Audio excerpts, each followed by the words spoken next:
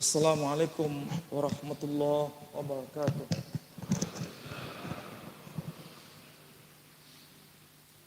Alhamdulillahi rabbil alamin.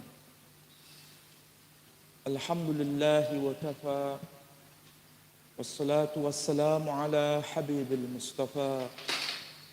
Ashhadu an la ilaha illallah wahdahu la syarika lah. Wa ashhadu anna Muhammadan abduhu wa rasuluh la nabiyya ba'da.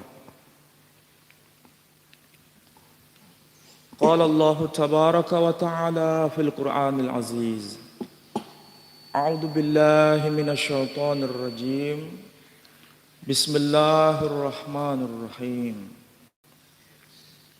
Wa in kuntum fi raibim mimma nazzalna ala 'abdina fa'tu bi suratin min mithlih wad'u syuhada'akum min dunillah in kuntum sadiqin. Al-ayah, sadaqallahul azim. Saudara-saudara, Bapak Ibu sekalian yang saya hormati, marilah kita pada pagi ini menghaturkan pujian dan syukur kita kehadirat Allah Subhanahu wa taala. Pagi ini kita masih bisa bersama-sama untuk talabil ilm. Setelah kita menunaikan salat berjamaah, mudah-mudahan kebersamaan kita dalam rangka untuk mentadabbur ayat-ayat Allah, mudah-mudahan kita semua mendapat rahmah dari Allah tabaraka wa taala. Bapak Ibu sekalian yang saya hormati, pagi ini kita akan bicara lebih istimewa berkaitan dengan kajian yang sekarang marak di Eropa, terutama dalam persoalan studi Quran. Pengkajian mengenai studi Quran di Eropa itu melibatkan para pengkaji bukan hanya di kalangan internal Muslim.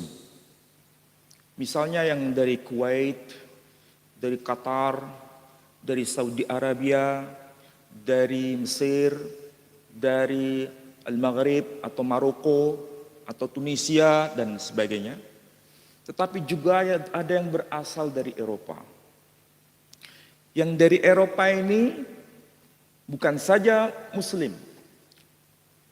Sekitar 2 minggu yang lalu, saya webinar bersama Brother Hashim dan Brother Muhammad dari London, dari UK, United Kingdom di Inggris.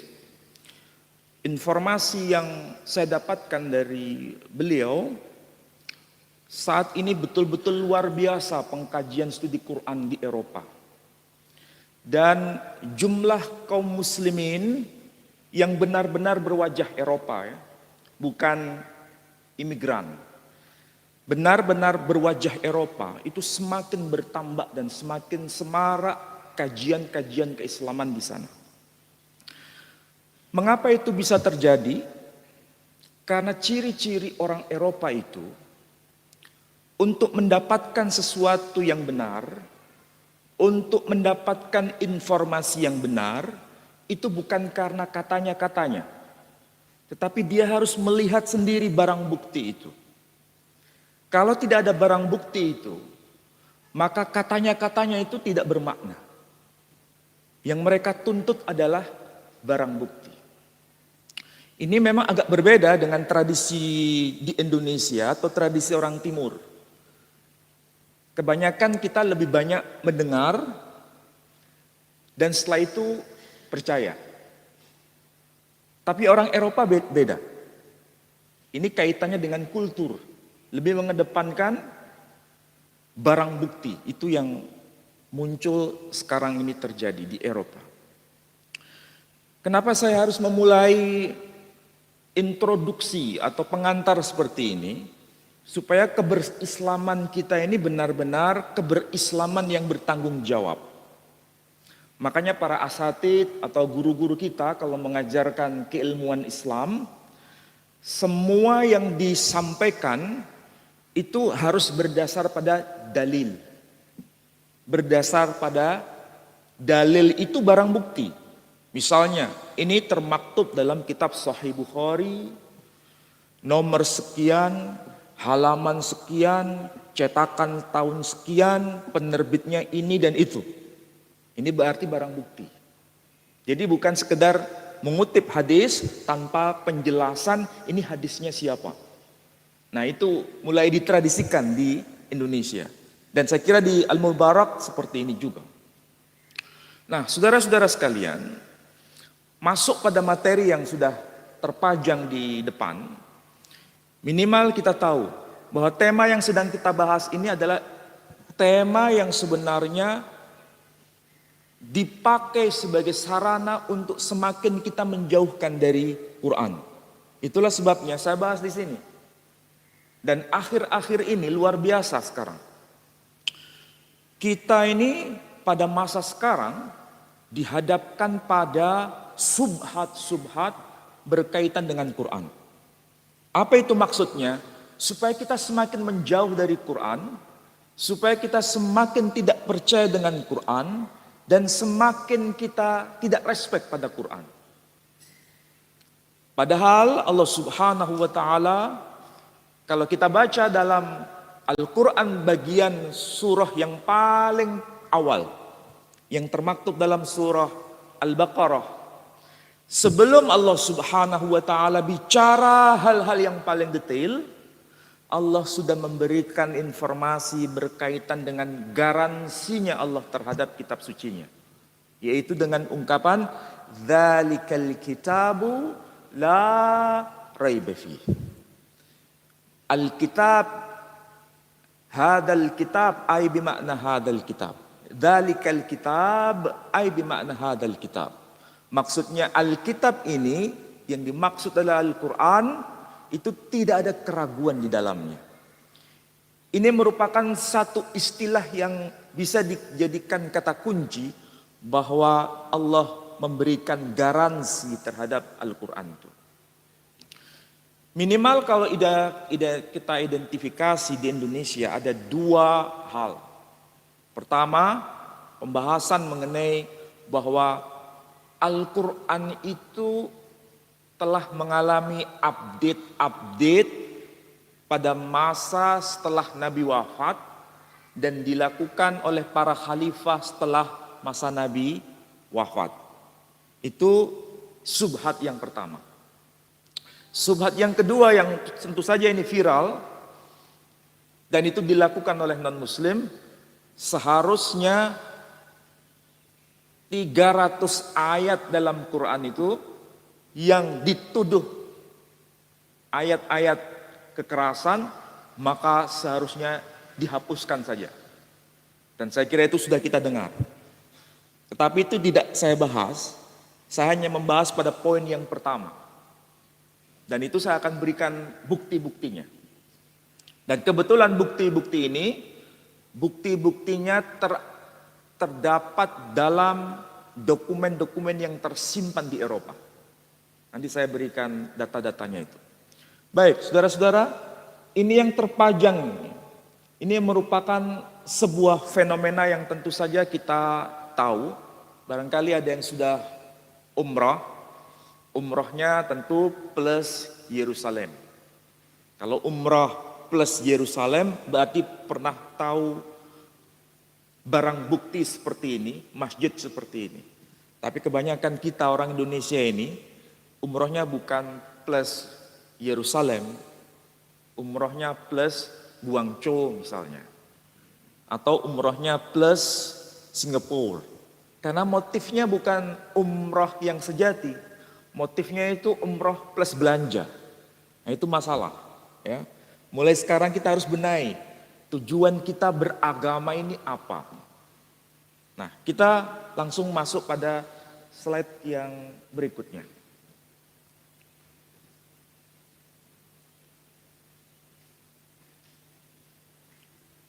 Oke. Yang akan kita bahas ini adalah persoalan istilah yang termaktub di dalam Al-Quran dan itu sangat khas istilahnya. Istilah apa itu yang dimaksud sangat khas dalam Quran? Yakni istilah Al-Masjidil Aqsa. Istilah ini dalam Quran hanya muncul satu kali saja. Dan tentu saja ini menjadi pertanyaan besar. Pertanyaan besar ini disampaikan oleh orang-orang yang juga meragukan Quran. Ini menarik sebenarnya. Satu istilah muncul di dalam Quran dan hanya terulang sekali saja. Kemudian diindikasikan bahwa itu istilah yang tentu saja asing. Artinya tidak diakrabi. Karena asing dan tidak diakrabi, dicurigai itu bukan asli Quran. Tetapi merupakan sebuah update yang dilakukan oleh para khalifah setelah Nabi wafat. Jangan gelisah dulu ya, nanti ada jawabannya. Ini subhat yang ada di sekitar kita. Karena memang istilah yang dipakai itu hanya satu kali muncul dalam Quran dan tidak muncul di surah lain, tidak muncul di ayat-ayat yang lain, sehingga dicurigai itu merupakan satu sisipan yang baru muncul setelah Nabi wafat. Apalagi barang buktinya atau bendanya itu baru dibangun tahun 715 Masehi. Benda apa itu?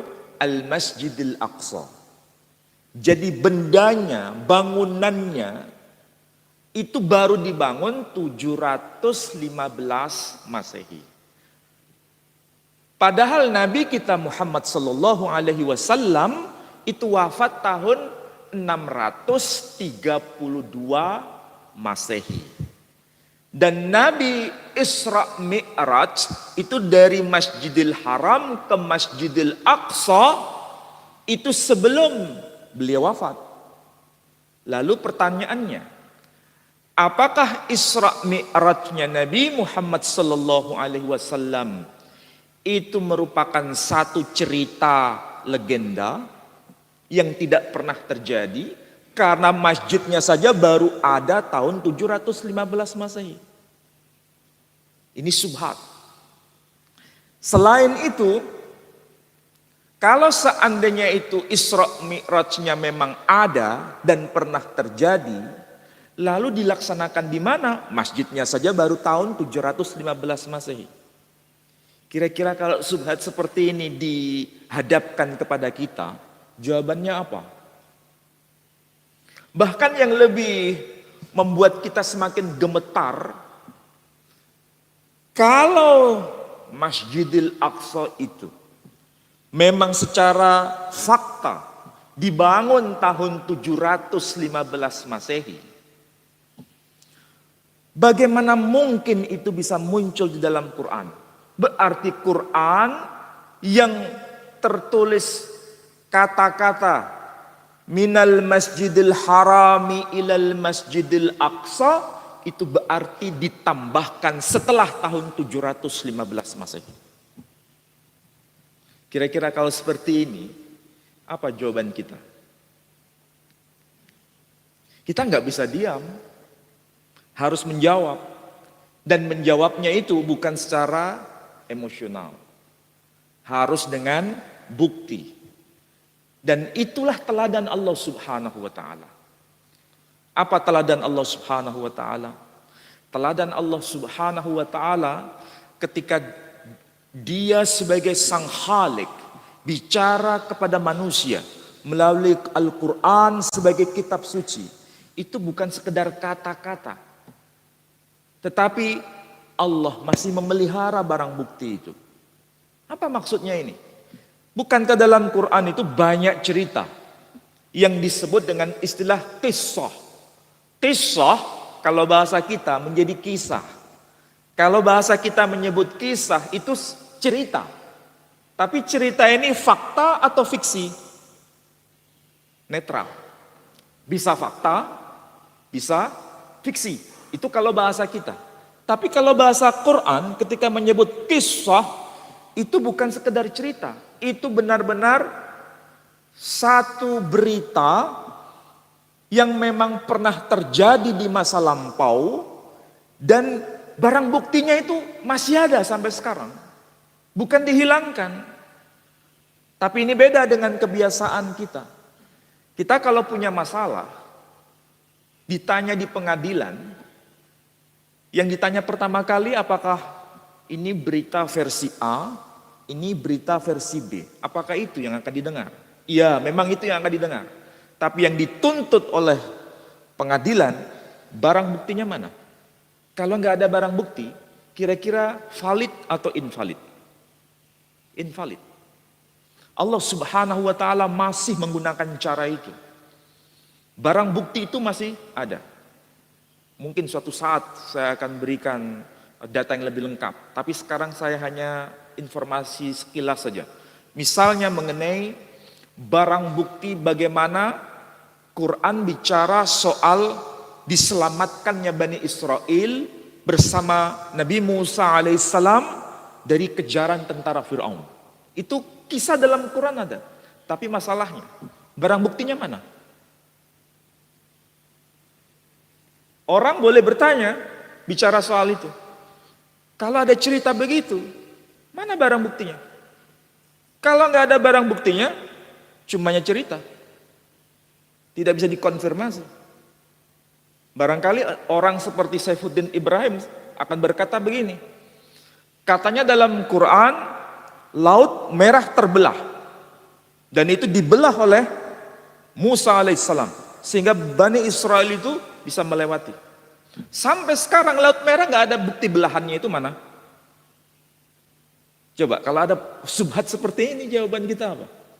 Nggak mungkin hanya sekedar dasar kamu kafir nggak percaya Quran. Nggak bisa begitu.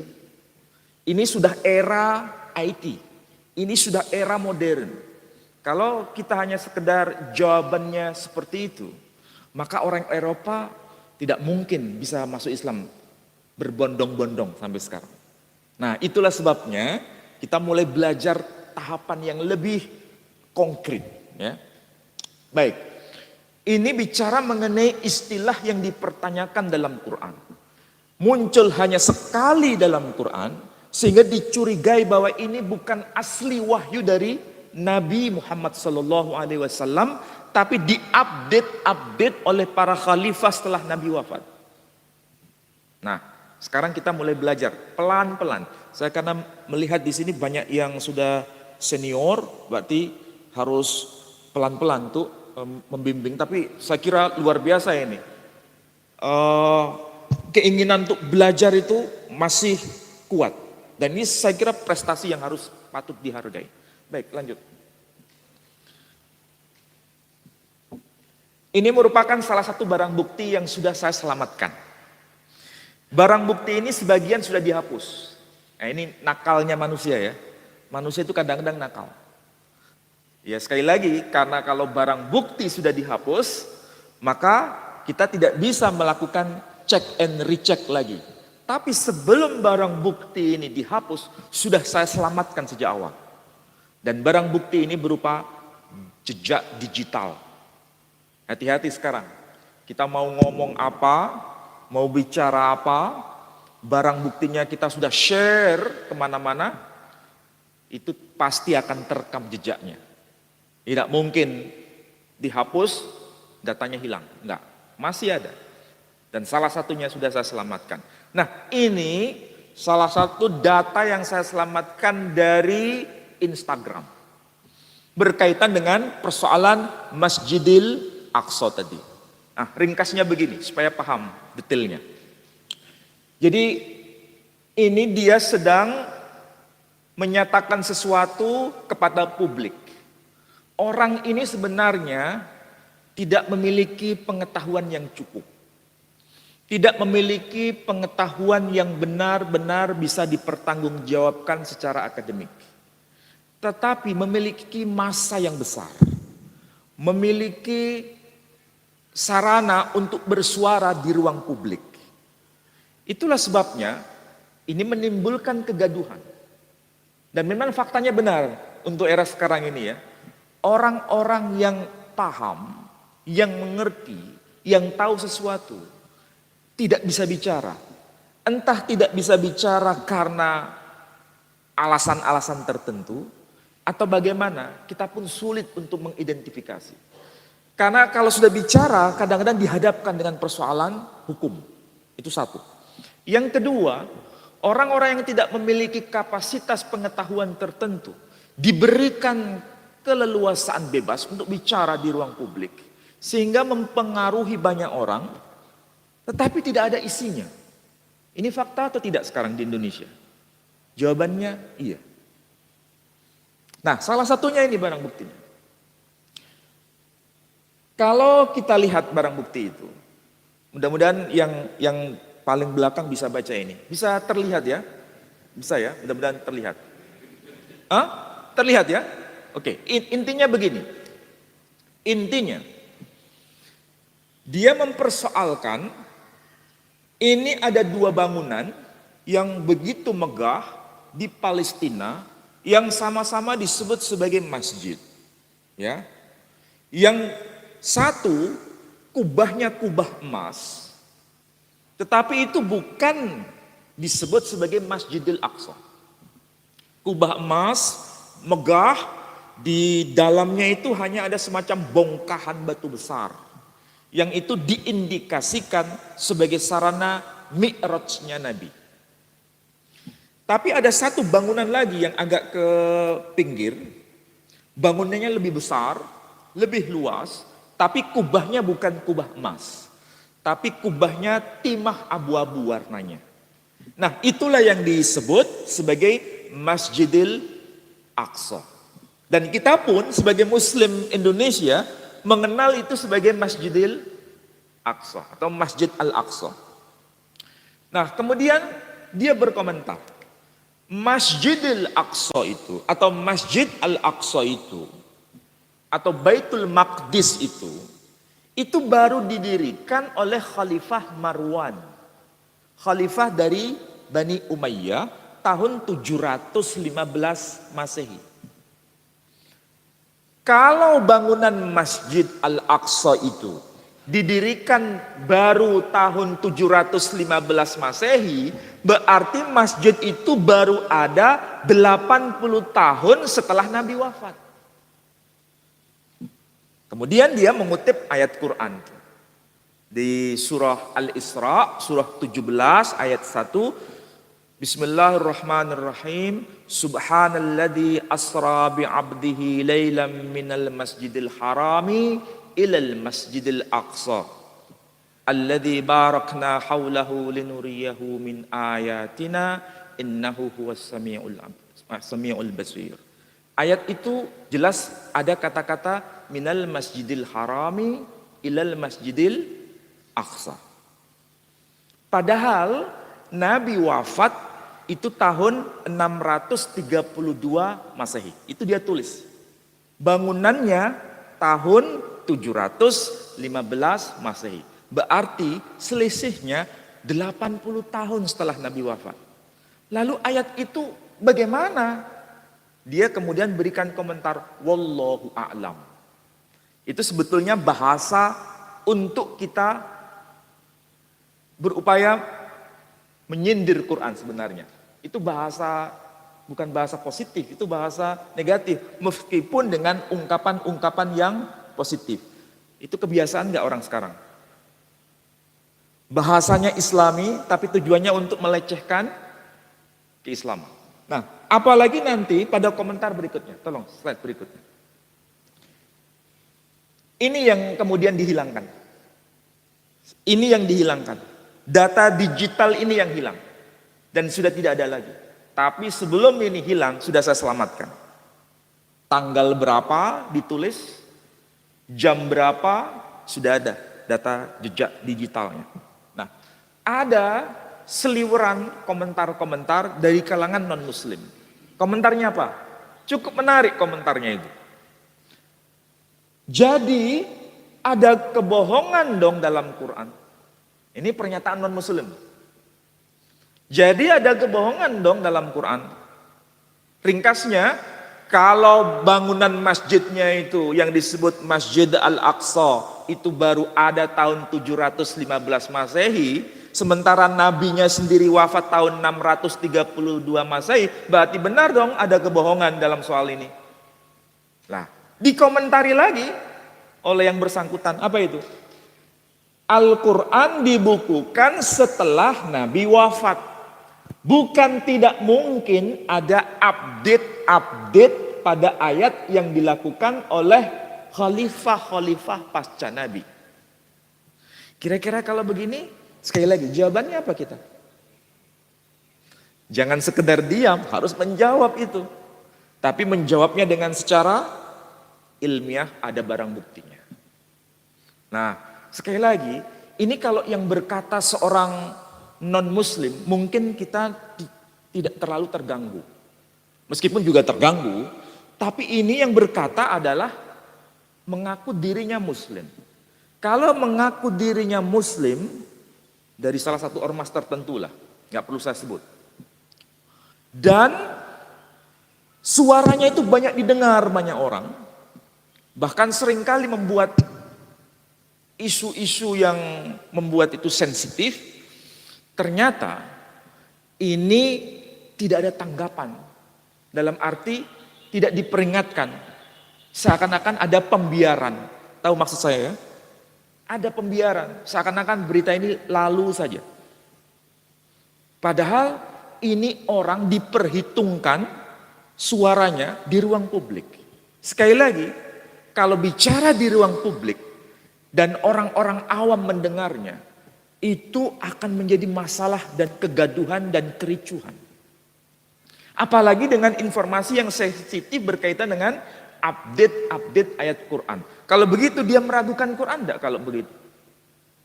Bahasa ini meragukan Quran sebenarnya. Jelas-jelas meragukan Quran. Ada update yang dilakukan oleh para khalifah setelah Nabi wafat. Nah, jawabannya memang tidak sederhana. Memang harus hati-hati. Saya tunjukkan barang buktinya supaya kita paham.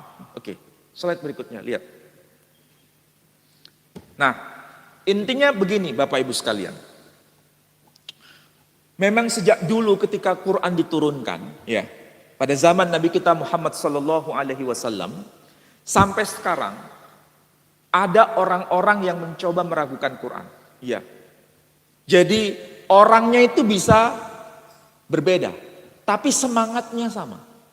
Semangat untuk meragukan Quran. Sejak zaman Nabi ada Abu Jahal meragukan Quran. Tidak percaya pada kerasulan Nabi kita Muhammad SAW. Ini baru contoh pada masa abad ke-7. Abad ke-8 ada lagi, abad ke-9 ada lagi, terus sampai abad kita.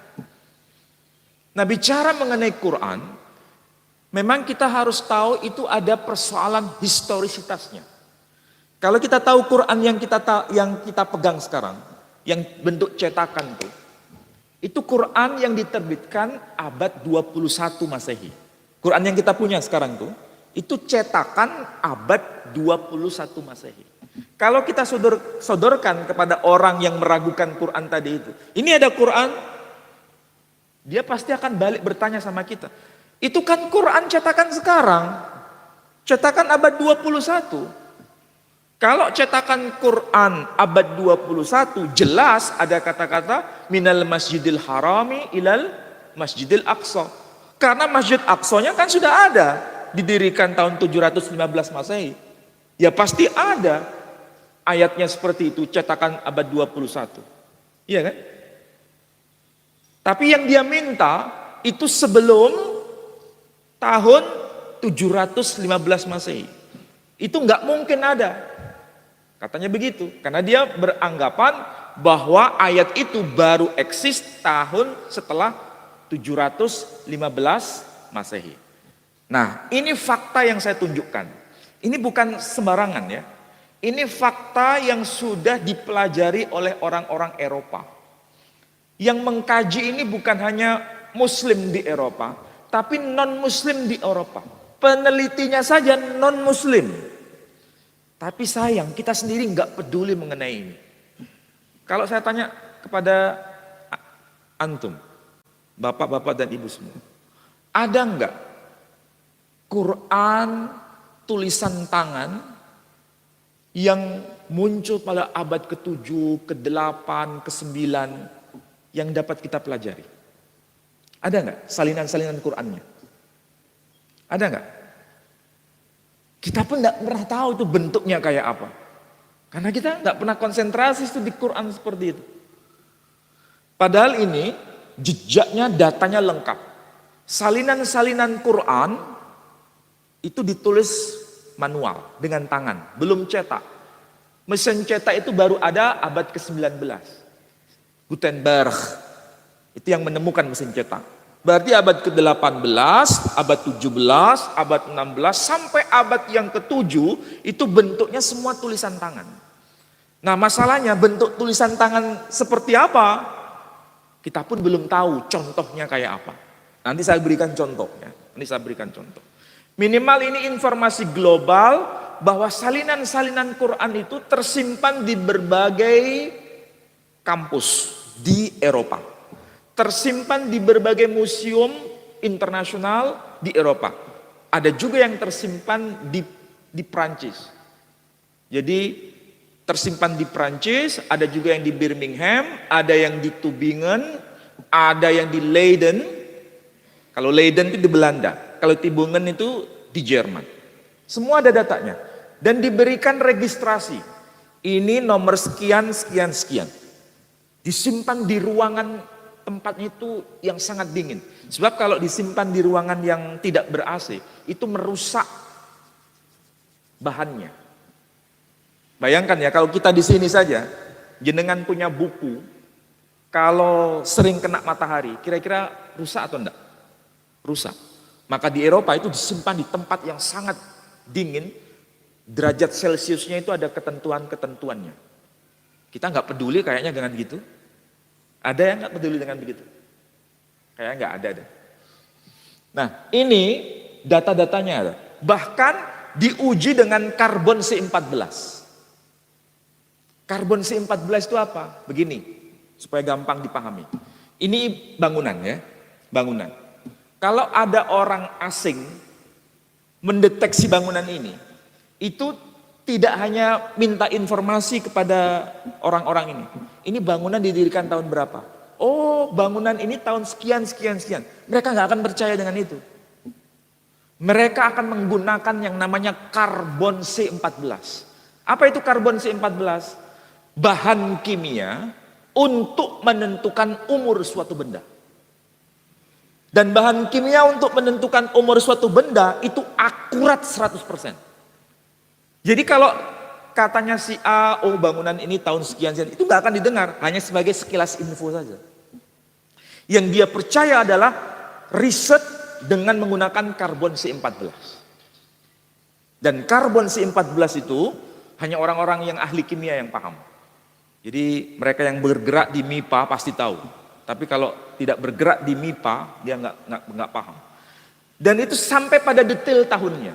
Nah kalau detail tahunnya yang ada di sini, tuh itu tahun-tahun yang sudah ada. Salah satunya, semua manuskrip ini abad ke-7 Masehi. Kalau abad ke-7 Masehi, pertanyaannya sekarang, Nabi kita Muhammad SAW menerima wahyu Quran itu abad keberapa? Abad ke-7. Nabi wafat itu tahun 632 Masehi. 632 Masehi itu berarti abad ke-7. Dengan kata lain, Quran abad ke-7 sampai sekarang masih tersimpan, masih ada. Bukan cetakan yang abad 21. Ini Quran abad ke-7. Tahun-tahunnya jelas tuh. Bahkan ada yang tahun 649 Masehi. Tulisannya disebut dengan istilah Hijazi. Itu kayak apa tulisan Hijazi itu? Apakah seperti Quran yang kita punya? Nah, itu nanti ada penjelasan ya. Tapi yang jelas di sini dicatat salah satunya Quran tahun 649 Masehi. kodenya DAM 0127.1. Sudah ada kodenya. Jadi kalau jenengan ke museum, di sini ada nggak museum ya? Di Tuban ada nggak museum? Ada ya. Nah kalau jenengan ke museum, misalnya melihat tulisan ulama-ulama kita itu, ya tulisan pegon, kemudian tulisan Arab, kan ada kitab-kitab lama dulu ya. Itu ada registrasinya, ada nomornya. Jadi kalau kita baca semacam katalognya di situ, ada ini tolong ambilkan manuskrip tulisan tangan kode sekian sekian sekian. Itu petugasnya akan ngambil. Jadi dia tahu. Jadi tidak disimpan ditumpuk. Kalau kita kan ditumpuk. Kalau di rumah kita punya ditumpuk. Sehingga kita nggak tahu ini yang judulnya apa, nomornya berapa, diambilin semua. Nah, ini tidak tertib administrasi. Kalau di lembaga terhormat ada tertib administrasi. Salah satunya pakai kode-kode. Nah, ada kode yang disebut DAM 0127.1. Ya. Tahun berapa itu? 649 Masehi. Ya. Pertanyaannya tadi, bangunan Masjid Al-Aqsa itu tahun 715 Masehi. Kalau bangunannya tahun 715 Masehi, berarti ayat-ayat berkaitan dengan ungkapan minal masjidil harami ilal masjidil aqsa baru ada tertulis setelah tahun itu. Berarti Quran sebelum tahun itu tidak memuat kata-kata itu. Itu logika yang sedang dibangun, ya kan? Nah sekarang bagaimana jawabannya? Ini ada satu bukti Quran tahun 649 Masehi. Seperti apa bentuknya, tulisannya? Nah kayak gini nih, tulisannya kayak gini. Ini Quran atau bukan? Tulisannya kayak gitu.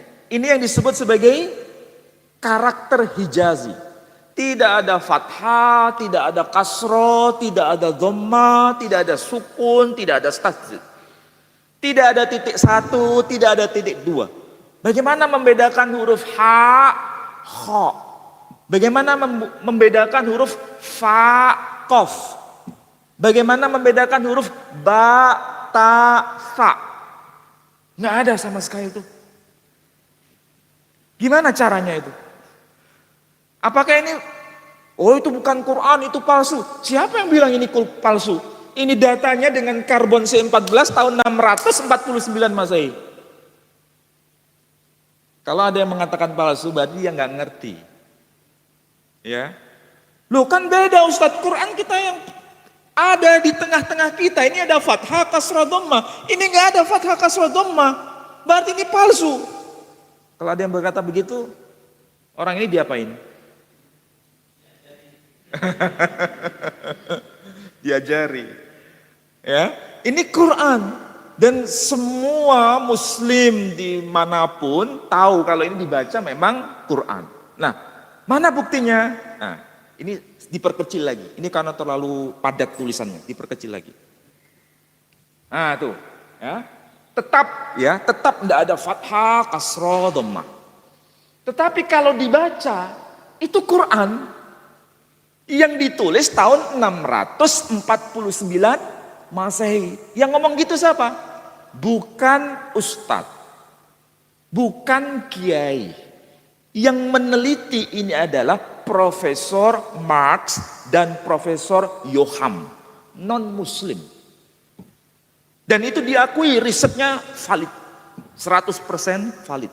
Memang datanya kalau diuji, itu sama seperti kita menguji emas. Kalau jenengan punya emas, kemudian jenengan memang pede bahwa emas ini yang dipunyai itu 24 karat. Kalau misalnya ada orang menguji yang kita punya, boleh enggak? Boleh. Kalau diuji, dibawa ke ya yang mau mendata itu valid atau tidak, ya nggak ada masalah. Pasti kalau itu benar ya tetap 24 karat, kecuali kalau bohong. Tapi kalau sudah yakin benar, ada sertifikatnya 24 karat, enggak perlu gelisah. Mau diuji silakan. Oleh si A boleh menguji, oleh si B boleh menguji. Hasilnya pasti sama. Karena itu riset. Nah, ini kalau dibaca, ada yang bisa baca? Ini surah apa? Ayat apa ini? Coba perhatikan tuh. Yang bagian atas itu tertulis Bismillahirrahmanirrahim. Nggak ada titiknya itu. Ba nggak ada titik. Nunnya tidak seperti yang kita punya itu. Nun seperti perahu, tapi hanya separuhnya. Nunnya seperti ro tapi agak lebar. Coba perhatikan. Bismillahirrahman. Ada ini kan? Ada poin tuh. Yang paling atas tuh, nunnya ini. Lihat nunnya. Nunnya seperti ro agak besar, panjang, tapi itu dibacanya bukan ro tapi nun. Jadi itu ayat Quran yang berkaitan dengan ayat Bismillahirrahmanirrahim. Dan iya-nya nggak ada titik. Orang Arab kok bisa baca? Karena ini bahasanya mereka. Ini tulisan yang sezaman dengan era abad ke-7 Masehi. Ini bedanya dengan kita yang bukan Arab. Kenapa kok ada fathah kasroh dhamma itu baru muncul? Karena Quran menyebar di luar bangsa Arab. Dikhawatirkan salah baca, maka perlu diberikan kode. Kodenya kalau A ada tanda baris di atas. Kalau I tanda baris di bawah. Itu untuk orang-orang non-Arab supaya tidak salah baca. Supaya gampang begini saya ambil contoh. Ada tulisan alif, kaf, ta, ba. Itu kalau orang Arab nggak perlu tanda baca, sudah bisa membaca itu. Tergantung pada konteks kalimat. Bisa dibaca uktub, bisa dibaca aktubu. Kalau uktub artinya tulislah. Kalau aktubu saya sedang menulis. Ini orang Arab bisa tahu bacanya. Anak pesantren juga bisa baca. Tapi kalau orang awam nggak ngerti bahasa Arab, kira-kira bisa salah baca enggak kalau nggak dikasih tanda baca? Kalau nggak dikasih tanda baca bisa dibaca macam-macam tuh. Dibaca iktibi, dibaca uktibu, dan itu tidak punya makna. Kalau tidak punya makna, berarti bacaannya menjadi salah. Makanya diberikan tanda baca. Nah kalau di pesantren itu ada titik 1, titik 2, titik 3. Tetapi tanda barisnya fathah kasroh dhamma nggak perlu. Makanya di pesantren kan diajari baca kitab gundul. Tapi masih ada titiknya. Ini bukan kitab gundul lagi. Titiknya saja nggak ada. Kitab apa ini? Bukan kitab gundul. Kalau istilah saya ini kitab buta ini sudah. Nggak ada sama sekali. Tapi orang Arab pasti bisa baca. Ini jangan dianggap remeh ya kayak gini ini. Ini sesuatu pelajaran yang sangat berharga terutama anak-anak muda tuh. Anak muda harus mempelajari Quran sampai pada tahapan begini. Jangan sekedar menghafal saja. Menghafal itu bukan salah. Itu penting. Tapi pengetahuan Quran, sejarah Quran begini harus tahu. Kesalahan kita ini nggak pernah dipelajari. Seakan-akan nggak penting. Padahal kalau kita hidup di dunia modern sekarang, itu harus akrab dengan begini. Karena ini betul-betul datanya saja bisa diakses secara online. Ini bisa diakses secara online. Cuma masalahnya kita bisa baca atau tidak. Nah, pada ayat itu lanjutannya. Bismillahirrahmanirrahim. Ada kata-kata subhana, itu yang paling pojok tadi. Subhana. Pada baris kedua itu ada kata laila. Tuh, laila yang paling pojok. Kemudian min. Kemudian al-masjidil harami. Kemudian yang terakhir di sini ilal masjidil aqsa, yang kasih tanda panah tuh. Tanda panah itu tertulis al-masjidil aqsa. Ada kan? Enggak ada titik dua. Tapi tetap terbaca Masjidil Aqsa. Ini tahun 649. Artinya apa kalau begitu? Ini berarti ditulis oleh para khalifah setelah Nabi wafat atau tidak? Hah? Khalifahnya saja belum lahir. Yang membangun Masjidil Aqsa itu belum lahir. Ayatnya sudah nongol dalam Quran tahun 649. Kalau dia mempersoalkan bangunannya Masjidil Aqsa, yang bangun Masjidil Aqsa saja belum lahir. Bagaimana ini bisa ada dalam Quran tahun 649? Berarti ini bukan update seperti yang disubhatkan tadi. Ini data. Makanya setelah ini sudah saya webinarkan, redam langsung selesai. Setelah saya webinar mengenai ini bersama tokoh-tokoh dari Semarang, dari Kemenak, saya suguhkan ini, akhirnya selesai. Bahkan konon kabarnya ini sedang ada pembinaan. Nah, ini penting saudara-saudara. Jadi jangan dianggap remeh untuk mempelajari Quran masa seperti ini. Ini abad ke-7. Kita punya kitab suci itu aneh. Anehnya positif ya. Abad ke-7 dengan abad 21 itu jaraknya berapa tahun? Abad ke-7 loh ini. 8, 9, 10, 11, 12, 13, 14, 15, 16, 17, 18, 19, 20, 21. Berapa tahun? 1400 tahun. 1400 tahun bukan masa yang singkat, itu masa yang panjang. Tapi Quran yang kita punya orisinil mulai dari dulu sampai sekarang. Cara bacanya sama, tapi bentuk karakter hurufnya berbeda. Sama seperti tahun 70-an, yang lahir tahun 70-an, itu kalau menulis kan miring-miring semua tuh. Ya, kalau anak-anak sekarang nggak ada yang nulis miring, nulisnya lurus, tegak semua. Tapi kalau dibaca sama atau beda? Sama. Jadi Quran itu bukan tulisan yang diterima oleh Nabi dari langit, itu bukan bentuk tulisan yang kita bayangkan. Bacaan. Quran itu bacaan, bukan tulisan. Kalau tulisannya itu sesuai dengan eranya. Dan faktanya betul. Fakta yang tercantum dalam Quran memang seperti ini. Nah, Bapak Ibu sekalian, kalau sudah paham bahwa Quran sejak abad ke-7 sampai abad 21 tidak ada perubahan, berarti memang benar apa yang dikatakan dalam Quran. Apa itu? Inna nahnu nazzalna dzikra wa inna lahu lahafidun. Kami sendiri sesungguhnya yang menurunkan Quran dan kami juga yang menjaganya. Yang dijaga oleh Allah Subhanahu wa taala bukan hanya bacaannya, termasuk bahannya. Ini bahan abad ke-7. Ini sekarang abad 21. Kok sampai bertahan? Seandainya barang bukti ini hilang, ini berandai-andai. Seandainya barang bukti ini hilang, apa hujah yang kita bisa sampaikan? Kalau ada orang berkata, mana Quran abad ke-7? Nggak bisa tunjukkan data, karena datanya hilang.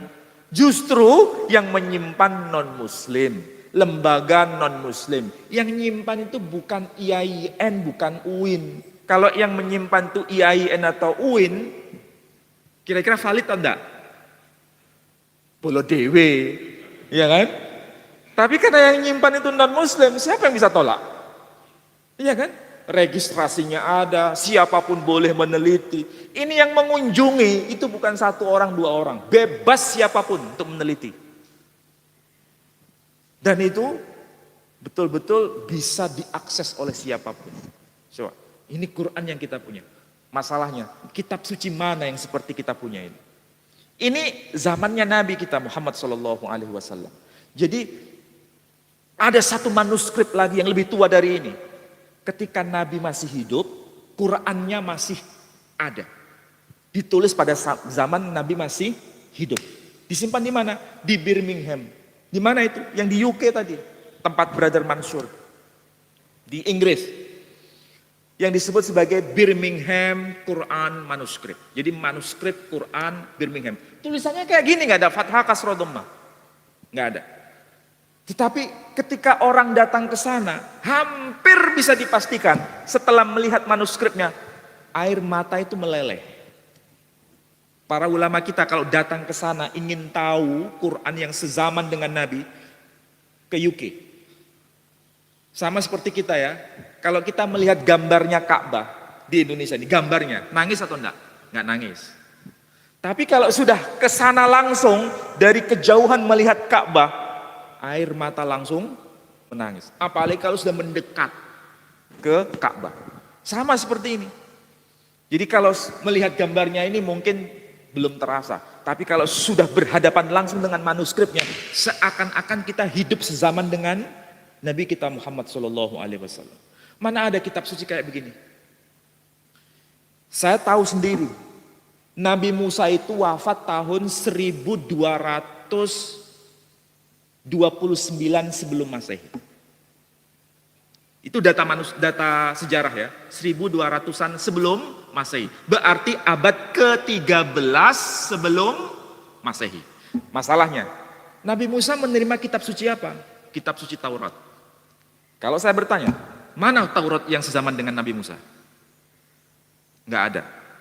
Kalau ditanya lagi, Taurat yang paling tua, yang sekarang dapat kita nikmati, yang diklaim sebagai Taurat yang paling tua, tersimpan di mana? Di Museum Israel sana.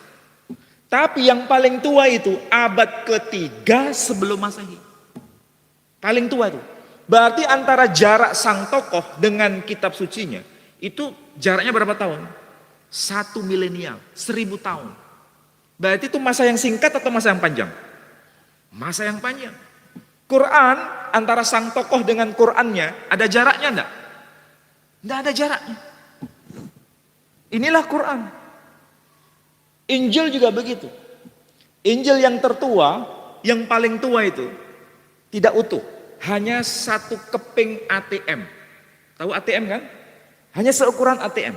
Itu usianya diteliti oleh para ahli, itu 150 Masehi. Tahun 150 Masehi. Berarti antara sang tokoh lahir tahun 1 Masehi dengan Injilnya yang paling tua 150 Masehi, jaraknya berapa tahun? 150 tahun. 150 tahun masa yang panjang atau masa yang pendek? Masa yang panjang. Mana ada kitab suci kayak yang kita punya? Kita harus bangga dengan Quran yang kita punya. Nabinya jelas. Wahyu yang diterima sezaman dengan hidupnya beliau sampai sekarang ada. Surat-surat beliau kepada Raja Heraklius sampai sekarang masih ada. Tersimpan di mana? Di Museum Topkaki Topkaki Turki. Masanya kita belum pernah lihat ke sana kan? Surat Nabi itu tulisannya kayak begini, nggak ada fathah kasroh dhamma, nggak ada. Tapi tersimpan. Untung dulu surat Nabi itu ditulis di atas lembaran yang disebut kulit domba. Coba kalau ditulis di atas pelepah korma, sudah habis dimakan usia itu. Quran itu sebagaimana yang kita terima dari guru-guru kita, ditulis di mana? Pelepah korma. Kemudian di tulang-tulang. Kemudian juga di lembaran yang disebut perkamen atau istilah kita itu kulit-kulit domba. Yang selamat sampai zaman kita itu adalah yang dari kulit domba. Yang dari pelepah korma belum ditemukan. Coba bayangkan ya, pelepah korma mungkin kalau di sini kayak wit siwalan tuh. Ya, itu mirip seperti itu. Bisa nggak itu bertahan? Kalau yang kita tahu di Indonesia ini, tulisan yang ditulis di atas daun siwalan itu yang bisa bertahan abad ke-13, 13 Masehi. Ada. Abad ke-14 ada, abad ke-17 ada, masih tersimpan. Tapi kalau sampai abad ke-7 sudah dimakan usia. Untung kita masih punya seperti ini. Mudah-mudahan yang sekarang lagi menghafal Quran, yang lagi semangat-semangatnya untuk menghafal Quran, dengan pengetahuan seperti ini semakin imannya bertambah. Bahwa Quran yang kita punya ini bukan sembarang kitab suci. Tapi benar-benar luar biasa. Syukur-syukur nanti sampai pada peneliti Quran-Quran yang tersimpan tuh, baca kayak tulisan begini. Jadi nggak perlu pakai tanda fathah kasroh dhamma lagi. Luar biasa kan? Nah, sekarang kan sudah mulai itu baca Quran dengan terbalik kan? Tahu baca Quran dengan terbalik. Kalau yang sudah pakar kan tinggal baca dengan terbalik, bacanya nggak salah itu. Karena sudah apa? Sudah memorinya kuat. Tapi kalau kita yang belum bisa, ya jangan baca Quran dengan terbalik kan bisa. Tahu terbalik maksudnya? Ya, yang membaca sebelah sana, kita kan di sebelah sini. Jadi kayak kebalik kan? Tapi bacanya pasti benar. Nah, itu luar biasa Quran. Mudah-mudahan apa yang saya sampaikan ini manfaat bagi Bapak Ibu sekalian. Baik, ada yang mau tanya? Ada? Ya, silakan.